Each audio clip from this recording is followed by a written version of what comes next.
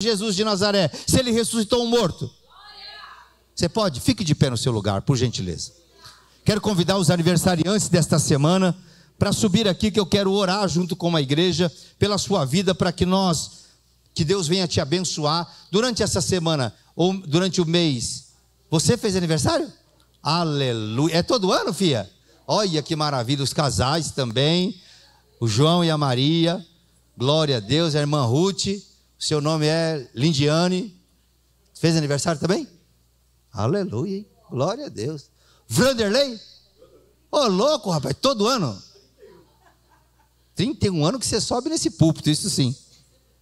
Gente, os aniversariantes da semana e o pastor Elcio, nós vamos orar por todos eles, para que Deus também nos dê a sua santa palavra. Levanta as suas mãos santas para cá, levanta. Pai querido, obrigado, Senhor, pela vida dos meus irmãos, que o Senhor deu para eles o dom da vida. Que presente maravilhoso. E junto com o dom da vida, Senhor, eles recebem hoje o presente de mais um ano, meu Pai, de vida. E eu quero agora abençoar este casal, estas vidas que se entregaram diante da Tua presença. Quanto aos dizimistas e ofertantes da sua casa, abençoa, Pai, e prospera abundantemente a vida de cada um deles. Tudo isso está sendo feito para a honra e glória de Jesus Cristo. Pai, nós sabemos que cada um de nós tem a sua maneira de se postar para prestar o seu culto, mas hoje aprendemos sobre a razão de todas essas coisas. Receba a nossa gratidão e nos dá da Tua santa, bendita palavra, usando poderosamente a vida do pastor Elcio nesta noite, em nome de Jesus. E todos que creem digam amém. As palmas louvam o Senhor, pastor Elcio João Santos.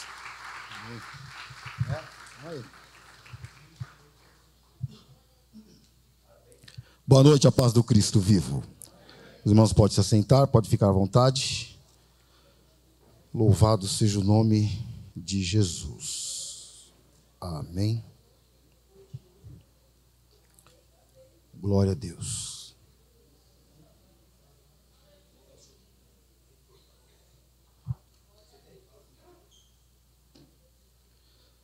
Amém? Tá certo. Eu não sei se eu vou terminar essa mensagem, também não é minha intenção, porque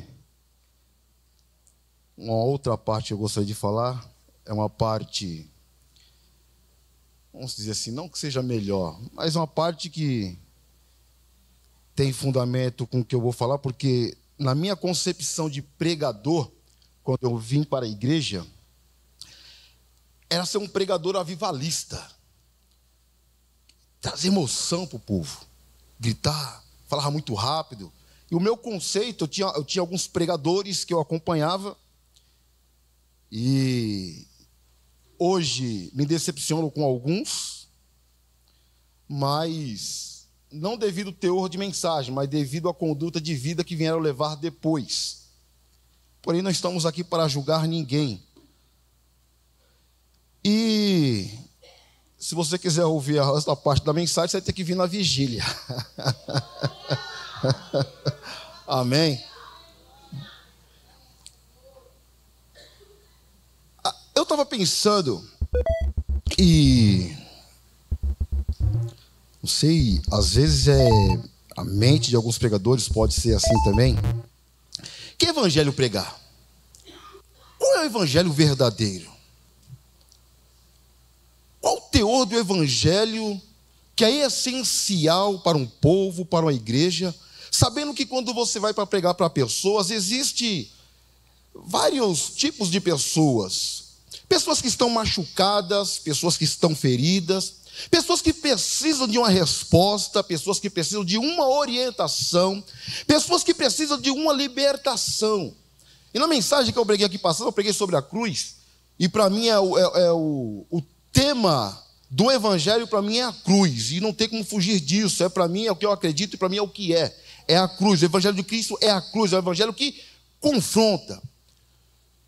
Alguns atribuem uma certa frase a Spurgeon, só que quem disse essa frase foi John MacArthur, e alguns teólogos e alguns pregadores, dizendo que se a sua pregação que você pregou não ofendeu a ninguém, então o evangelho que você pregou é o evangelho errado.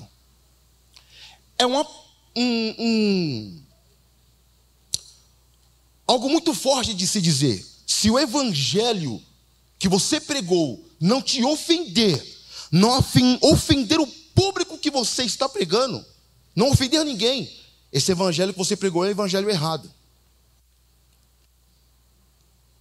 E para mim é uma verdade, porque a partir do momento que o evangelho me confronta, ele vai também dizer algumas verdades que eu não vou querer aceitar.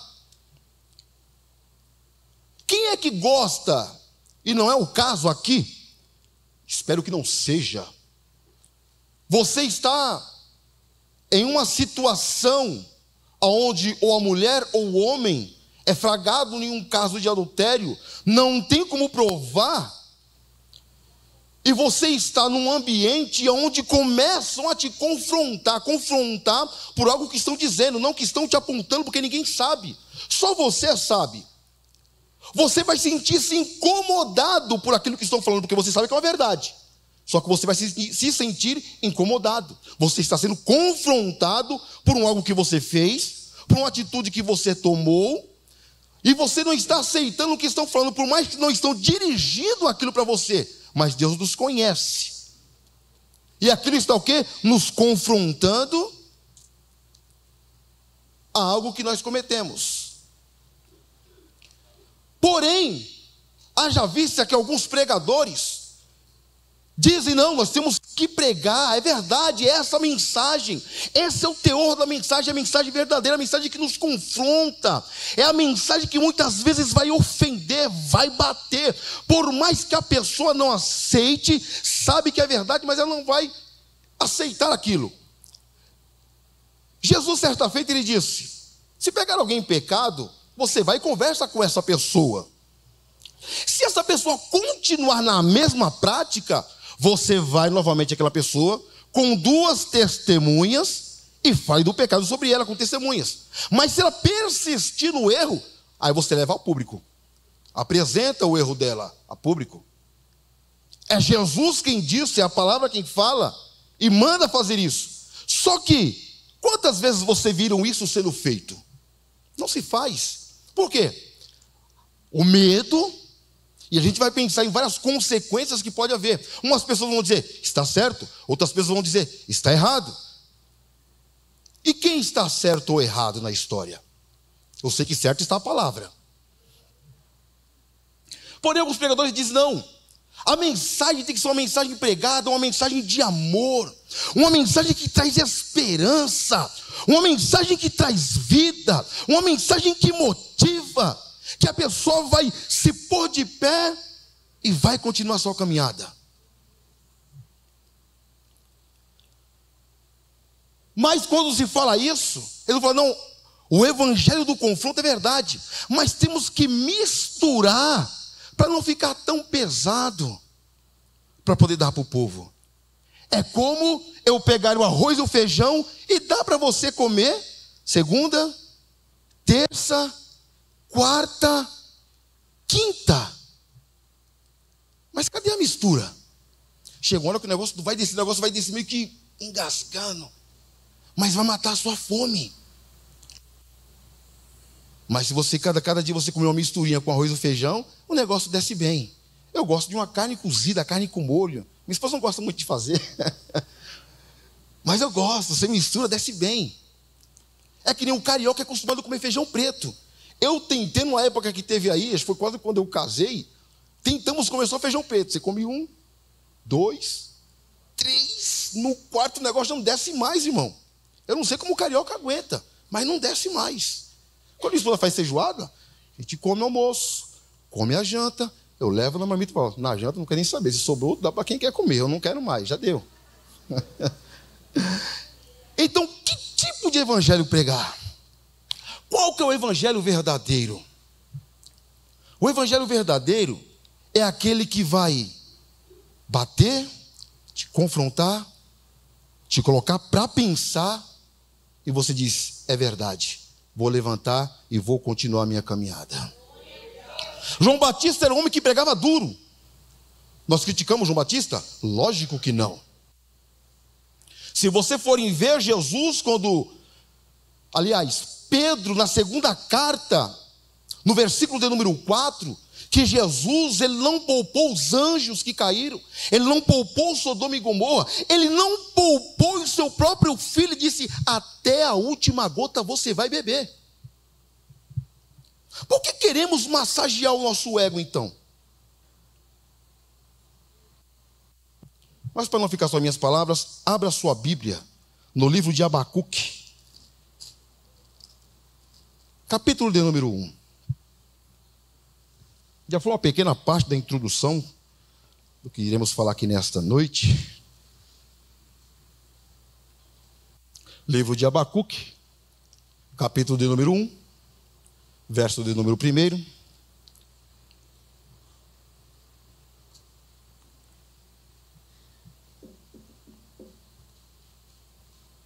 Abacuque, capítulo de número 1. De Gênesis Apocalipse, você vai achar ele lá. Achou? A mídia? Aí, garoto. Você tem a NTLH ou atualizada? Por gentileza.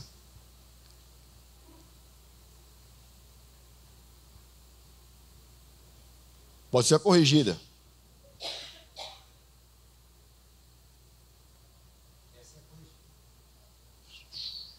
Aí, essa aí é melhor. NTLH, beleza. Esta é a mensagem que Deus, por meio de uma visão, deu a Abacuque. Ó Senhor Deus, até quando clamarei pedindo ajuda, e tu não me entenderás? Até quando gritarei violência, e tu não nos salvarás? Porque me fazes ver tanta maldade? Porque toleras a injustiça? Estou cercado de destruição e violência. Há brigas e lutas por toda parte. Por isso, ninguém obedece à lei, e a justiça nunca vence. Os maus levam vantagem sobre os bons, e a justiça é torcida. Ó Senhor, diz ao seu povo: olhem as nações em volta de vocês, e fiquem admirados e assustados, pois o que vou fazer agora é uma coisa em que vocês não acreditariam, mesmo que alguém contasse e encerrou. Beleza? Bom, o profeta Abacuque é conhecido como um dos profetas menores da Bíblia. Não por tamanho, porque ele foi o profeta menor, então não teve muita importância, não. Nós vamos ver Jeremias, vamos ver Isaías, que são considerados profetas maiores, Daniel, Ezequiel. Mas quando se fala profeta menores, foi pelo o tanto que eles escreveram. Não em questão de peso, mas foi pelo tanto que eles escreveram. Esses profetas maiores foram que escreveram mais e deixaram relatado mais coisas para nós. O profeta Abacuque, nessa classe de profeta menores, ele é um profeta e tem o seu significado, o nome de abraço. Não sabe-se porque alguns historiadores da Bíblia dizem que Abacuque, porém eu não relaciono o ano, porque Abacuque ele veio trazer a sua profecia no ano 600 a 645 antes de Cristo. Então eu não atribuo quando Eliseu ele chega na Sunamita e diz que ao tempo determinado abraçarás a um filho. Por esse teor, por essa fala, abraçarás a um filho, alguns historiadores, mas não comprovam a história, dizem que Abacuque poderia ser filho da Sunamita. Porém, você vai ver o contexto, a idade, não bate muito, mas isso não nos interessa. Mas Abacuque ele tem um significado do seu nome, abraço. Quem sabe colocaram esse nome nele, já Deus o revelando aos seus pais, por algo que viria a acontecer e que ele viesse a profetizar. Abacuque, possivelmente, não é certeza, tá? Ele foi contemporâneo de Jeremias, um pouco de Ezequiel, Sofonias e, se eu não me engano, Naum, pelo ano que ele veio trazer a sua mensagem.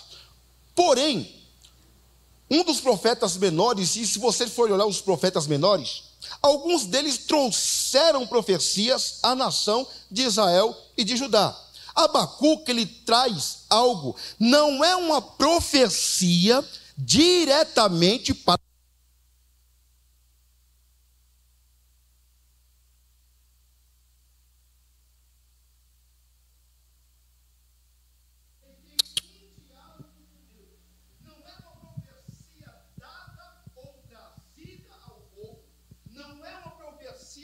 Deus lhe deu, como alguns dos profetas, como Isaías, Jeremias, o próprio profeta Jonas, que recebeu a mensagem de Deus para trazer ao povo e dizia: assim diz o Senhor. Nós não vamos ver essa fala no livro de Abacuque. Por que nós não vamos ver essa fala no livro de Abacuque? Porque Abacuque aqui, ele está tendo um diálogo com Deus acerca do povo. Então Abacuque, ele não traz uma profecia direcionada ao povo. Por isso que a gente vai olhar, vai ver, e algumas pessoas vão dizer que ele é contemporâneo de Jeremias, porque Jeremias também está profetizando, possivelmente nessa época, mas um pouquinho mais à frente. Não dá a idade de Abacuque, também não falam quem eram seus pais, eles deduzem possivelmente quem eram seus pais, mas não tem comprovação bíblica. Porém, Abacuque aqui, ele está tendo um diálogo com Deus, em simples 3 capítulos que ele deixa escrito. Existem possíveis, alguns historiadores que acharam alguns escritos atribuídos a Abacuque, porém o que se é necessário está aqui para nós. O porquê que Abacuque, ele tem esse diálogo com Deus? A Bíblia diz que a nação de Israel, ela foi bem com Davi, com Salomão, e quando o seu filho Roboão, ele assume o reinado, ele faz coisas que não é legal, e aí coube a Deus repartir ali a nação de Israel.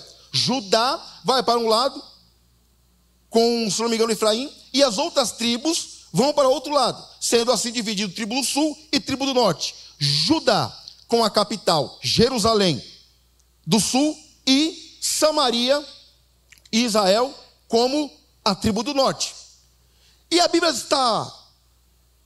Abacuque está tendo um diálogo com Deus devido ao que está acontecendo em Judá.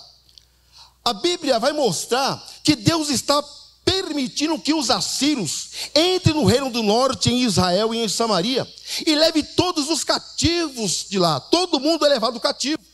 Judá está vendo isso. Judá teve bons reis, agora Israel teve maus reis. Então Deus está permitindo que a Assíria entre em Israel, em Samaria, leve todo mundo cativo. Só o que acontecia tanto na tribo do sul quanto na tribo do norte? Na tribo do norte, quando era levado em cativeiro, levava-se todo mundo, só que não deixava a terra vazia. Eles colocavam outras pessoas lá. É por isso que quando acaba-se o cativeiro, e quando as pessoas da tribo do norte, Israel, Samaria, voltam para lá, há uma mistura de povos, então eles não são muito considerados. Então aquela briga, né, que a gente vê, temos que adorar Deus no templo, não, temos que adorar Deus no monte. Então há essa briga. Então Judá, ele está vendo tudo o que está acontecendo em Israel, só que eles não estão nem aí. Eles começam a pecar, eles começam a se virar as costas para Deus, começam a adorar outros deuses, e Deus vem sempre falando: voltai-vos a mim. Profeta não se levanta, falando com Judá, mas Judá não dá atenção. Aí o profeta Abacuque, ele vai ter uma visão, ou se não uma revelação da parte de Deus, e ele começa a enxergar aqui, no capítulo 1, Abacuque, ele vai ter um diálogo com Deus, vai questionar a Deus, vai indagar a Deus o porquê de toda aquela situação. Já no capítulo 2, ele vai pedir respostas para Deus, e no capítulo 3 vai vir aquele grande avivamento, mas Abacuque já faz uma oração em forma de cântico, porque dizem que era para estar, esse capítulo 3 era para estar em Salmos, mas está aqui no livro de Abacuque. Então no capítulo 1, e até mesmo no capítulo 2, o profeta, ele vai entrar em parafuso. O profeta vai entrar em crise, ele vai estar em uma crise de o porquê tanta coisa está acontecendo com a nação de Judá. E Deus está mostrando tudo aquilo para ele, ele está vendo tudo o que está acontecendo, e Deus não se movimenta, Deus não faz nada, Deus fica simplesmente em silêncio. Deus vai ficar quieto, sem trazer nada para revelar a Abacuque do porquê está acontecendo aquelas coisas. Vamos lá. No capítulo 1 de Abacuque, vai para o versículo 1, do versículo 2. Capítulo 1.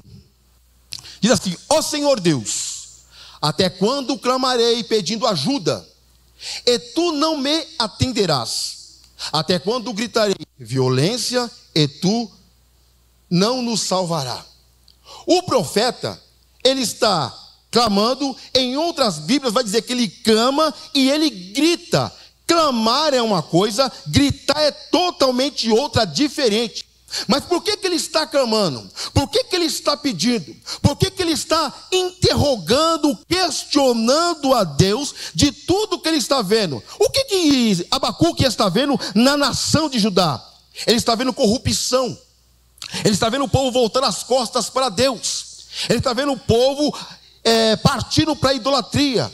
Em outras palavras, trazendo para os dias de hoje, o que Abacuque está vendo é praticamente o que nós vemos hoje. É um reflexo, se nós olharmos para o livro de Abacuque, é um reflexo de hoje do que ele estava vendo ali, nas épocas de Abacuque. Nós estamos vendo a nossa nação brasileira em pura corrupção, e isso já não é de hoje, isso já é de muito tempo. Nós estamos vendo, como diz alguns versículos mais para baixo, a justiça ela está afrouxada, ou seja, em vez de ela estar apertada, quando é para julgar, afrouxa-se a justiça, no sentido de que a justiça, quando é para cumprir, quando é para julgar, ela não julga, ela apoia. Por quê? Corrupção. Então o que nós vamos ver nos telejornais nos dias de hoje? Hoje nós vemos o quê? Pai matando filho e filho matando pai. Se você abre no capítulo, aliás, no capítulo não, no canal tal e no outro canal tal, o que vocês vão ver? É somente desgraça. Era o que estava acontecendo nos tempos de Abacuque. E o que nós vemos? Nós não vemos a justiça ser cumprida. Hoje tem aquilo da pessoa ser pega hoje e ser julgada. Esqueci a lei que é custódia de audiência, que você é julgado ali e a pessoa é liberada. Isso. Aí eu estava assistindo um jornal, a juíza está interrogando o camarada e ele pede a palavra. Não sei se alguém viu isso. E o cara ameaça: eu sou inimigo número 1 do Estado. E começa a ameaçar a juíza e começa a falar. E eu falei assim: cadê a justiça desse país? Porque quem é advogado, quem é do direito aqui, sabe que a justiça, as leis que existem, elas existem, mas não são cumpridas da maneira que devem ser. Certa feita eu perguntei para um advogado, eu disse assim: por que você defende o bandido? Ela disse: porque existe muitos erros, e é muito mais fácil de se defender. Mas você defenderia um pedófilo? Você defenderia alguém que matou outra pessoa? Sim, se eu olhar com os olhos humanos, no sentido de me apegar, eu não vou defender. Mas quando eu olho no sentido de profissão, de trabalho, eu não vejo isso, eu vejo dinheiro. Então o que ela falou? Ela falou assim: eu vou te falar uma coisa, você não fica espantado. Você sabe qual que é o direito do preso? Eu falei: qual? É de fugir. Falei: mas como assim? Porque se ele não é pego em flagrante, a sentença é menos. Mas se ele é pego em flagrante, a sentença pode aumentar mais. Ela falou assim: é um absurdo. Mas isso existe. Então, nos tempos de Abacuque, estava acontecendo a mesma coisa. Por que Deus iria trazer juízo sobre a nação de Judá? E Abacuque não estava entendendo. Abacuque perguntou para Deus: Deus, o porquê o Senhor está me mostrando tudo isso? O porquê o Senhor não age? O porquê o Senhor não faz? O porquê o Senhor não atua? E me permite que eu venha ver tudo isso. Sabe o que Abacuque tem de Deus? O silêncio. Deus não vai responder nada para Abacuque. E Abacuque, ele vai entrar em parafuso. Ele vai entrar aqui numa situação de choque, conflito. Ele vai ficar meio conflito, confuso com o que está acontecendo. Deus, eu não estou entendendo. E por que não dizer, e trazendo para os dias de hoje, nós muitas vezes ficamos assim, ficamos em parafuso. Quando você tenta rosquear ele e ele fica bamba, não entra certo, você não sabe o que está acontecendo e começa a indagar a Deus o porquê dessa situação, questiona a Deus o porquê que aconteceu isso, pergunta a Deus o porquê o Senhor não age, e sabe a resposta que você tem de Deus? O silêncio. Deus não lhe responde nada. Mas o silêncio de Deus não significa que ele abandonou, não significa que ele não está olhando para a situação, não significa que ele não está trabalhando, não significa que ele não está agindo, não significa que ele está fazendo. Deus não responde nada para Abacuque, Deus não fala nada com Abacuque. Abacuque, ele se apega no sentido de dizer: Deus, eu estou vendo a injustiça prevalecer, eu estou vendo a justiça se corromper, eu estou vendo os ímpios prosperarem. E por que não dizer que nós temos alguns outros homens que viveram praticamente a mesma coisa que via Abacuque? Nós poderíamos falar do Salmo 73 de Asaf, quando ele vê os ímpios prosperando, ele vê os ímpios se fortalecendo, ele vê os ímpios que não ficam doentes, ele vê os ímpios sempre galgando. Ele diz: Senhor, os meus pés quase se desviaram, porque é melhor ser injusto do que justo, porque injusto eu ganho, injusto eu procedo, injusto eu galgo, ser injusto eu venço. Mas quando eu procuro praticar a justiça, parece que eu estou ganhando somente o mal. Era isso que Abacuque estava vendo, questionou a Deus. Mas Asaf, quando ele vai fazer esse questionamento também, ele entra no templo e vê qual seria o fim dos justos. Aí no versículo 28 ele diz: mas para mim, bom é aproximar-me de Deus. E quantos de nós não olhamos que nem olhou Asaf, que nem olhou Abacuque, e pensamos a mesma coisa? De que vale eu andar justamente? De que vale eu agir justo? De que vale eu me comportar dessa maneira? De que vale eu me comportar desse jeito? De que vale eu ser uma pessoa reta, íntegra? E sempre quando eu penso em caminhar, em galgar, em conquistar, eu não consigo, eu não alcanço. Os meus projetos que eu penso que vão dar certo, está tudo certinho, tudo do jeito que é, aquilo que precisa ser, de conforme a lei, a legislação. Mas quando eu tento fazer, tirar da gaveta, fazer andar, não anda. Mas quando eu vejo um concorrente que faz a mesma coisa do que eu, que procede da mesma forma, mas de uma maneira injusta, eu vejo o camarada prosperar, eu vejo o camarada subir, eu vejo o camarada caminhar, eu vejo o camarada próspero, eu vejo o camarada sorrindo, dando risada, fazendo e acontecendo, mas eu não.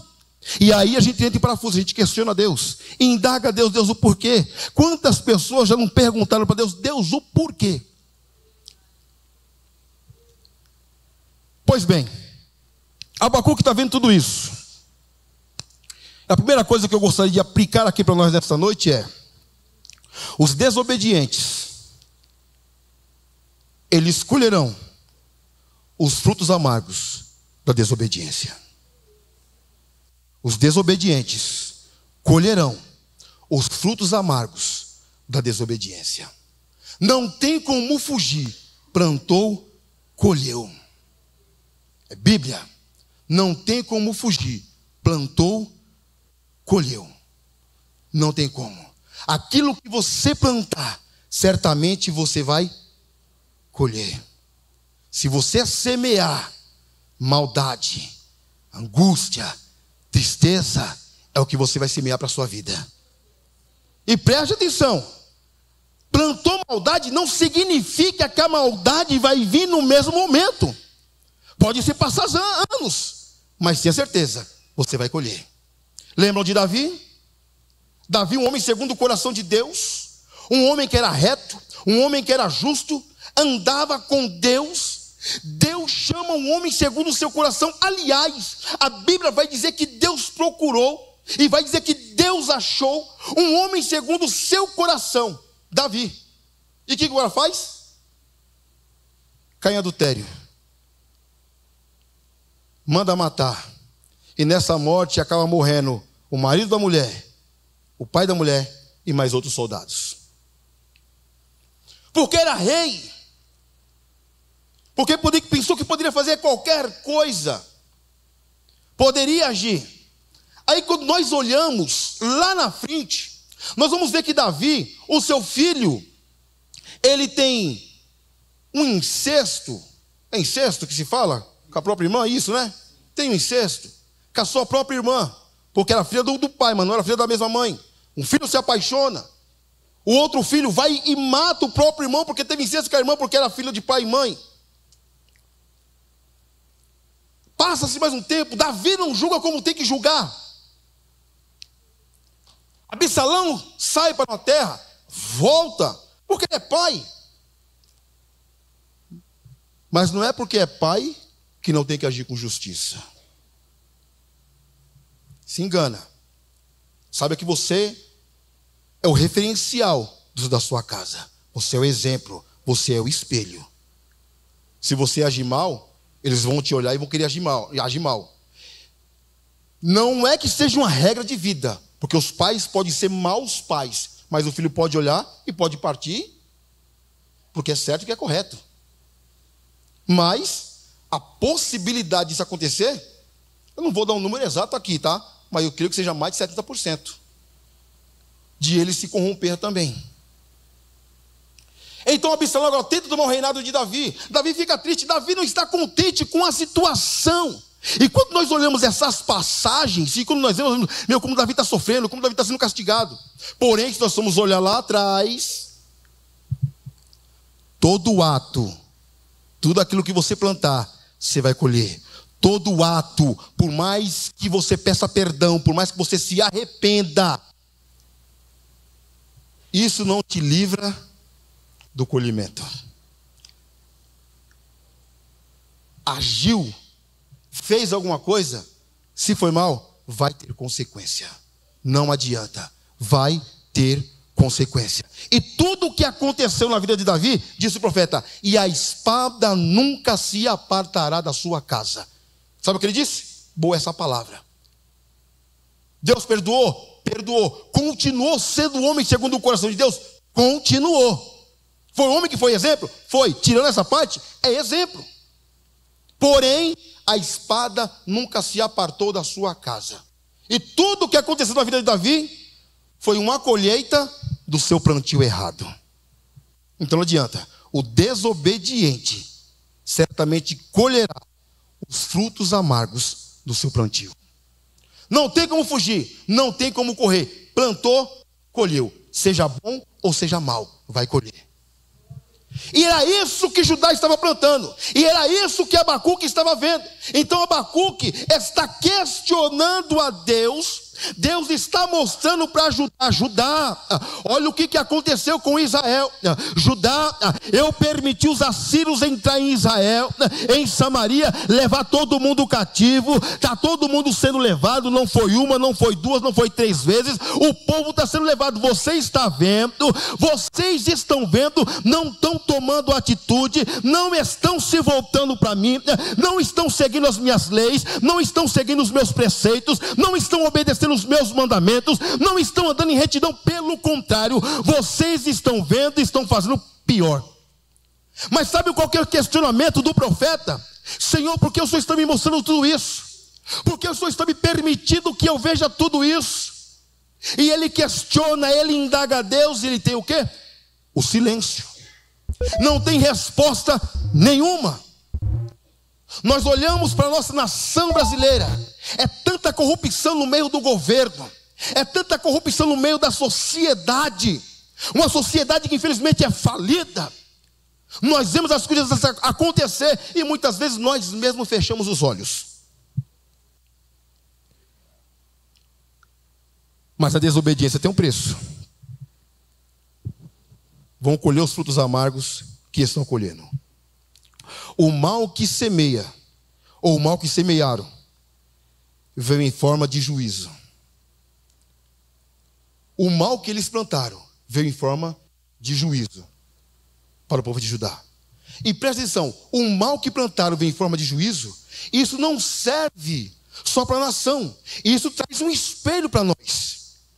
O mal que os governantes do nosso país empregam vai vir em forma de juízo amanhã ou depois, você pode ter certeza.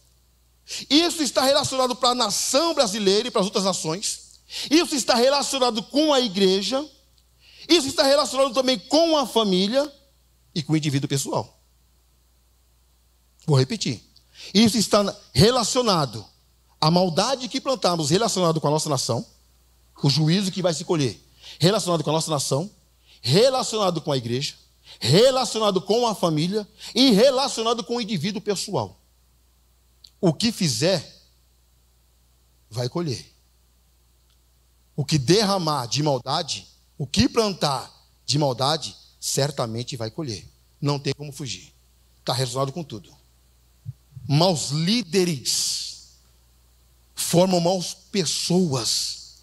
Maus líderes que regem uma nação indignamente, que não tem dignidade, que não querem reger. A gente pensa que às vezes as coisas, quando vem uns ataques, vem de fora porque vamos formar uma barreira, não, é porque já está podre por dentro, já apodreceu por dentro. Nação, igreja, família, individualmente. Tomemos cuidado. Então, o profeta está vendo tudo isso. Só que Deus não pede para ele falar para ninguém. Deus está mostrando para ele. Ele está olhando e está em crise. O profeta está em crise porque está vendo tudo aquilo e não está obtendo resposta nenhuma. Você está vendo tudo o que acontece com a sua vida, questiona Deus, entra em parafuso, entra em crise e Deus não lhe responde nada. Você vem para a igreja, recebe uma palavra de orientação, mas Deus não responde aquilo que você gostaria de receber. Judá estava dessa forma. E a Bíblia diz que Deus vai permitir que os caldeus venham contra Judá. No capítulo 2, a Bíblia vai dizer que agora Deus vem responder o profeta. O profeta, quem sabe agora, quando ele ouve a palavra de Deus, ele vai ter ânimo, ele vai respirar, ele vai ficar contente, porque Deus vai responder finalmente o seu questionamento, a sua indagação. Ele está no pensamento, Deus agora vai responder, vai livrar Judá, vai salvar Judá. Mas pelo contrário, de tudo que o profeta questionou, de tudo que o profeta indagou a Deus, Deus não lhe respondeu nada daquilo que ele gostaria de ouvir. Pelo contrário, a resposta que ele teve foi: eu vou trazer juízo sobre Judá. Saiu da minha presença, andou fora da minha presença, se esqueceu de mim, esqueceu os mandamentos, esqueceu a lei, pois agora eu vou vir com juízo em cima deles. Mas Deus, porque o Senhor me mostrou, quando ele pensa que vai sair daquele marasmo que ele estava, daquele questionamento, que agora vai ter resposta, ele ouve de Deus: vou trazer uma nação, os caldeus, para subjugar Judá. Aí vem a segunda crise do profeta. E pensa que vai sair de uma crise, ele entra em outra. É que nem nós. Estamos em crise. E a crise não é com a humanidade, com os humanos. A crise era com Deus. Ele estava em crise com Deus. Que ele não estava aceitando o que estava acontecendo, porque Deus estava lhe mostrando tudo aquilo. Aí quando ele pensa que agora vai sair da crise, porque Deus agora vai lhe dar uma resposta, e a resposta que ele está esperando é: Deus vai salvar Judá, Deus vai tirar Judá dessa situação, o povo vai se converter, o povo vai se arrepender, o povo vai parar de pecar, o povo vai voltar novamente para Deus. Deus diz: eu vou trazer juízo.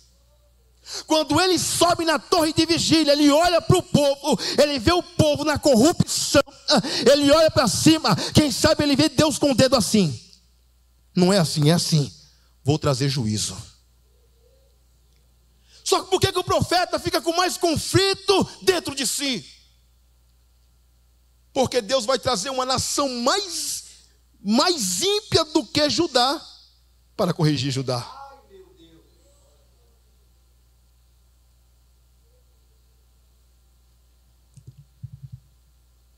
Aí ele entra em conflito de novo. Aí ele não consegue entender. E é isso que acontece com a gente. Deus, na sua soberania, Deus com todo o seu poder, Deus criador do universo, da terra e das galáxias. A gente olha e pensa assim: mas por que um Deus tão justo, um Deus que não conhece pecado, que é nojo para ele o pecado, o mal, ele vai permitir que uma nação mais ímpia do que Judá, que nunca serviu ele, Ele vai permitir que essa nação subjugue Judá, e ele está dizendo que é para ensinar.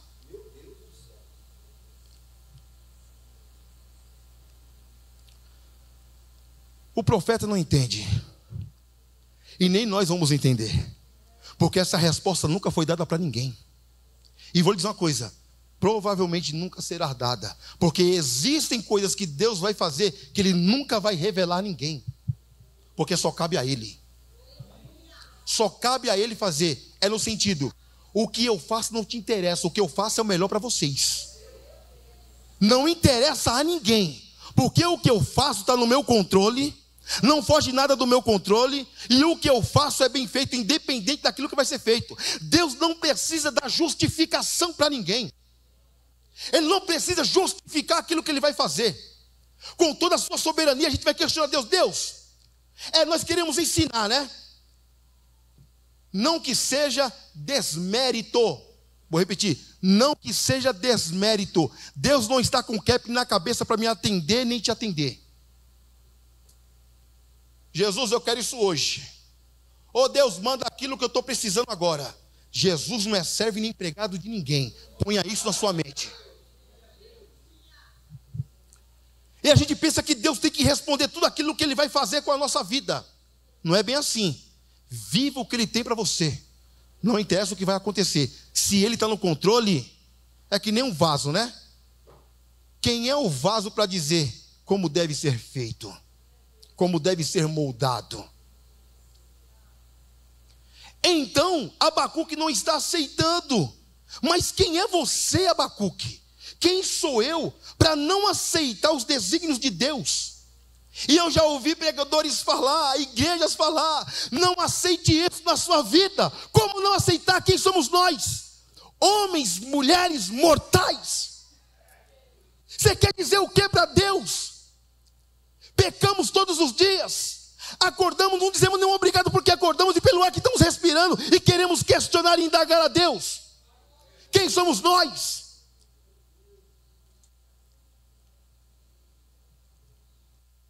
Está te confrontando? Você não está gostando? Eu gosto assim que você não goste. Quem sabe assim você?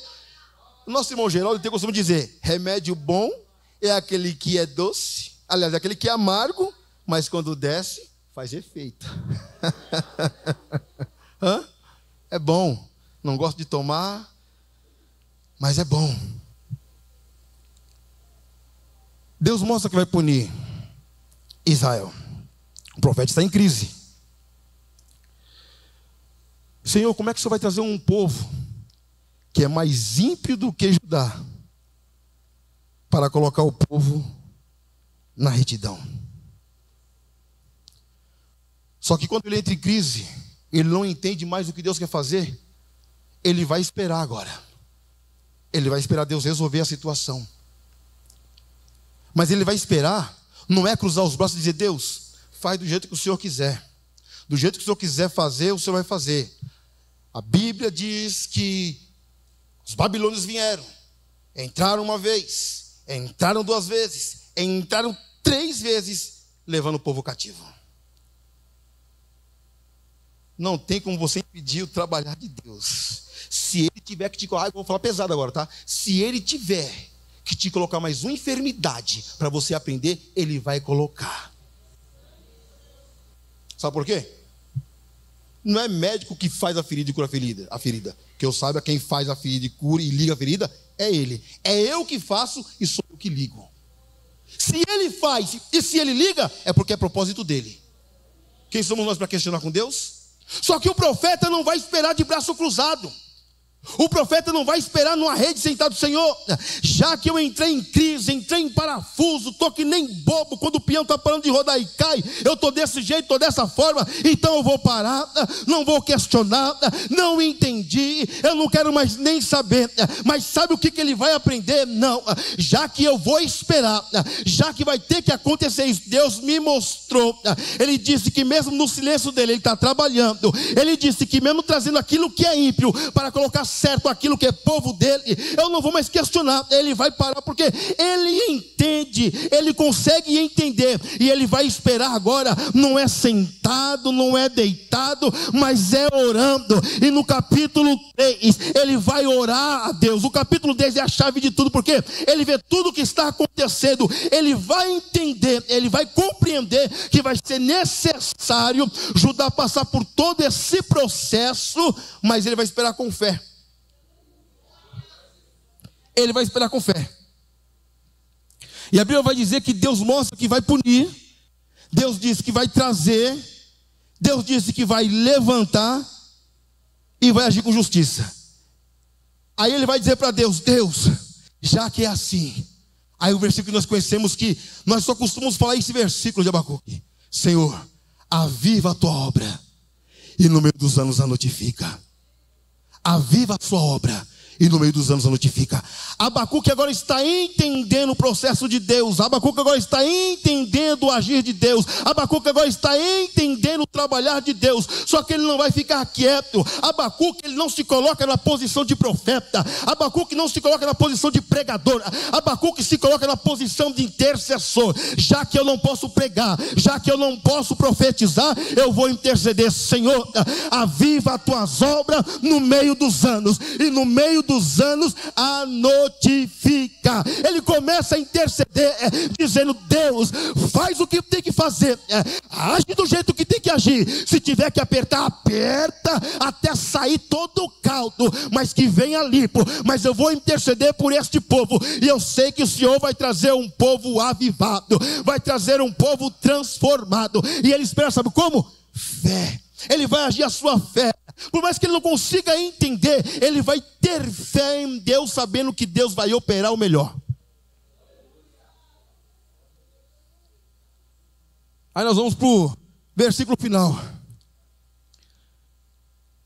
Porque o capítulo número 3 é um cântico. É um cântico de esperança. Você quer esperança? Vai esperança para você. Você não gosta de esperança? Eu gosto de esperança. Porquanto ainda que a figueira não floresça, nem haja fruto na vide, o produto da oliveira minta, nos campos já não tenham mais vacas, nos currais as ovelhas já sejam arrebatadas, todavia eu vou me alegrar no Senhor, no Deus da minha salvação. Independente do que você esteja passando, sofrendo ou enfrentando, o questionar, o indagar, o perguntar é do ser humano. Eu sei que eu vou, você vai, nós vamos, mas a pergunta que eu deixo aqui nessa noite, eu quero me posicionar. Abacuque foi para a torre de vigília. Sabe o que é torre de vigília? Posição. Posição. Pastor, você está julgando a gente, que a gente está desconcertado? Não, irmão, estou somente avisando, alertando, só isso. Estou na posição de Abacuque aqui. Só estou alertando, não estou vendo nada. Eu só também estou transmitindo aqui. Mas eu sei que tem palavra de avivamento. Sabe o que Abacuque quer dizer? Porquanto ainda que a figueira não floresça, Senhor, eu não estou nem aí. Se vai produzir, se vai brotar, se vai nascer, independente do que vai acontecer, eu tenho fé que o Senhor, no tempo oportuno, vai bradar e vai fazer tudo acontecer e vai fazer virar. Abacuque agora, quem sabe ele nem passou pelo processo de ir para a Babilônia. Vocês não vão achar nada a respeito do que ele passou pelo processo de estar lá. Mas ele viu tudo o que iria acontecer. Porém, ele já vendo tudo o que iria acontecer, e não falta uma idade que ele tinha, ele intercede pelo povo. Ele vai orar pelo povo. Aí nós não temos nem pique, nem vontade de agradecer pelo alimento que comemos. Como é que vamos interceder? Como é que vamos ter fé numa situação?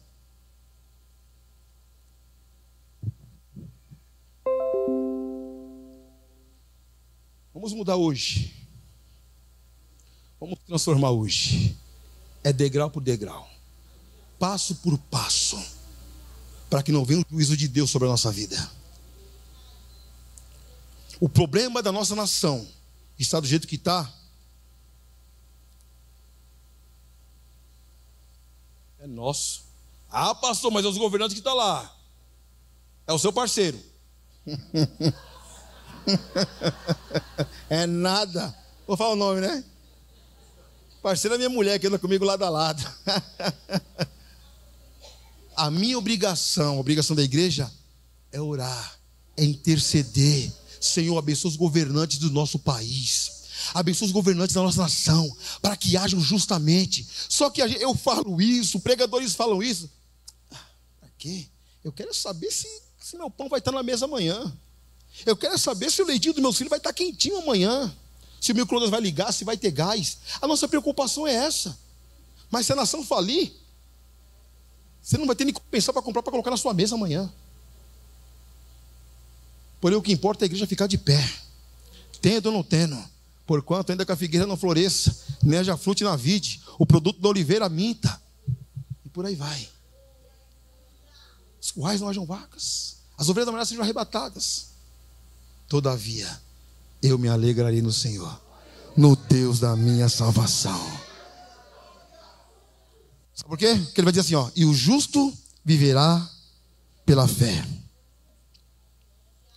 E esse versículo no Antigo Testamento de Abacuque, um profeta que às vezes é pouco falado, esse versículo foi pauta de grandes institutos teológicos de que o justo viverá da fé. Gálatas 3:11, Romanos 1:17 e Hebreus capítulo 10, versículo 38. Paulo e o escritor aos Hebreus vão dizer a mesma coisa que Abacuque disse. E o justo viverá pela fé. Sem fé é impossível agradar a Deus. Aplauda o nome do Senhor. Glória a Deus.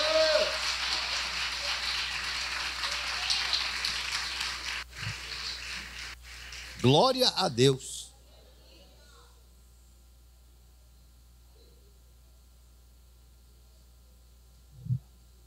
A situação em que estava vivendo aquele povo precisava de uma correção. E muitas vezes, Deus quer nos corrigir. E nós não queremos dar ouvido. Não damos ouvido a primeira vez que Deus fala, não damos ouvido na segunda, na terceira. Chega uma hora que Deus age, Ele para de avisar e age. Quem entendeu, diga amém.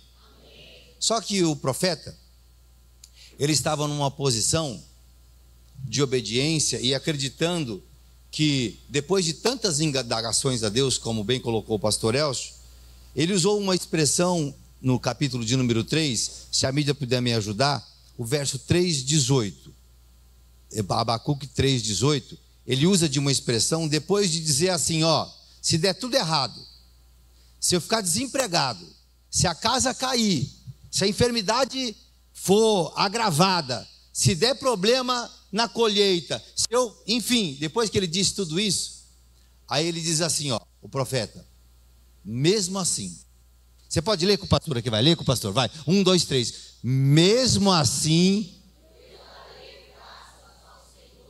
e louvarei a Deus, o meu Salvador. Você pode, aplaude bem forte aí o nome do Senhor.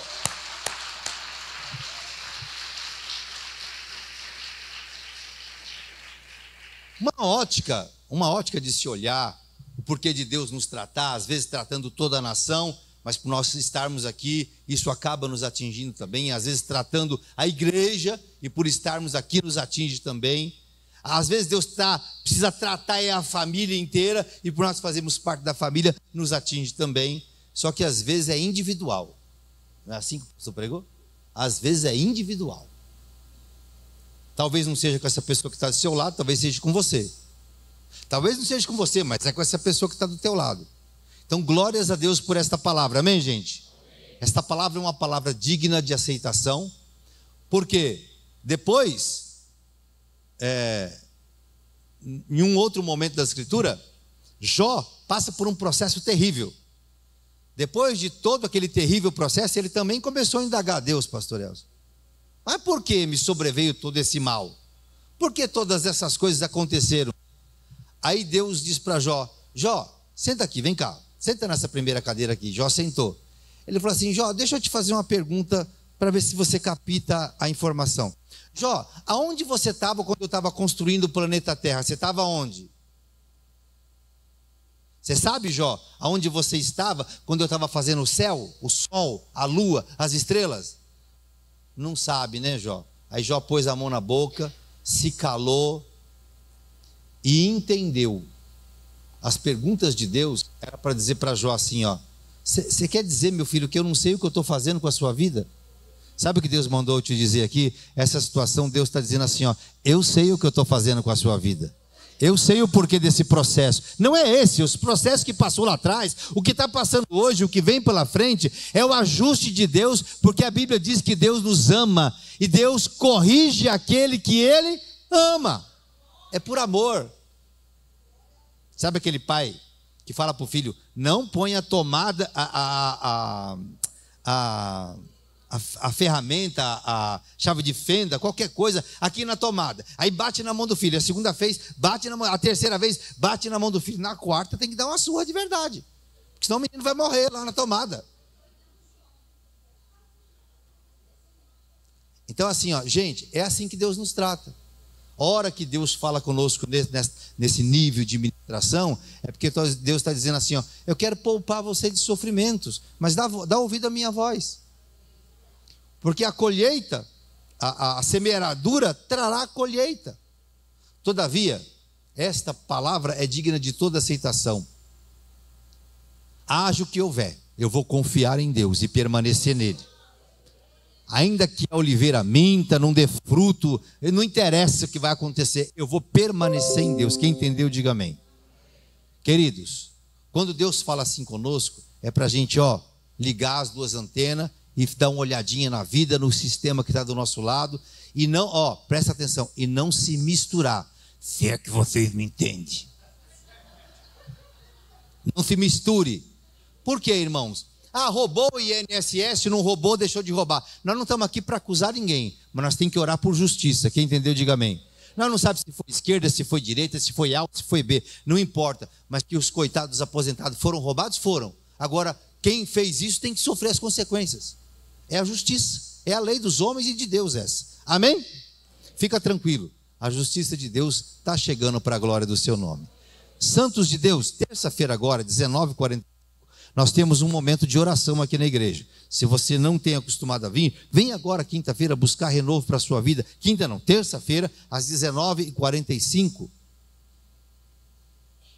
Isto, 19h45 nós temos um momento de oração. Na quinta-feira agora, nesta quinta-feira, quinta-feira da fé, vai estar conosco aqui.